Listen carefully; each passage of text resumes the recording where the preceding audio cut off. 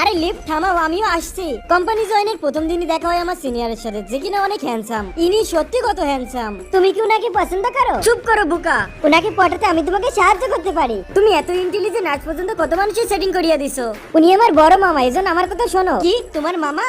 আমি তোমার মামাকে কি গিফট দিব? এই খেলনাটা অনেক সুন্দর, এটা ওনার পছন্দ হবে। সত্যি? হ্যাঁ, উনি দেখতে বড় হলেও ওনার মনটা এখনো অনেক ছোট। আর এটা স্যার, এটা আমার বোনের দিয়া গিফট। রিয়া, কালকে রাকিব স্যারের একটা ক্লায়েন্ট মিটিং আছে, আর ওইটা সমস্ত দায়িত্ব তোমার উপর দেওয়া হয়েছে। ঠিক আছে, আমি করে দিব। যদি তুমি ওনাকে পটাতে চাও, ওনার পছন্দের খাবার কি জেনে নাও। দুধ চা আর কেক রেখে দিও, এটা ওনার অনেক পছন্দ। মনে হচ্ছে মিটিং তাড়াতাড়ি শেষ হয়ে যাবে। তুমি ওনাকে ব্যবহার করে আমার উপর সুযোগে সদ্ব্যবহার করেছো। পেটুক কোথাকার। আমার দাঁতে ব্যথা করছে। এতগুলো মিষ্টি খাবার খাইলে তো দাঁতে ব্যথা করবে না তো কি করবে? আচ্ছা, এই কাপড়ে কি ও ইমপ্রেস হবে? হ্যাঁ অবশ্যই। রিয়া, তুমি কোম্পানিতে এরকম কাপড় পরে কেন ঘুরছো? তুমি এটা কি করলে? আমি তোমার রাস্তা পরিষ্কার করছিলাম। সরি, আমি জানতাম না। আপু, মামাও তোমাকে অনেক পছন্দ করে। যেদিন উনি তোমাকে লিফটে প্রথম দেখছিল, সেদিন তোমার প্রেমে পড়ে গেছিল। তোমার এই কাপড়ের জন্য কিছু লোক তোমার উপর খারাপ নজর দিচ্ছিল, এই জন্য আমি তোমাকে বকেছিলাম। এখনো দূরে কেন? কাছে যাও।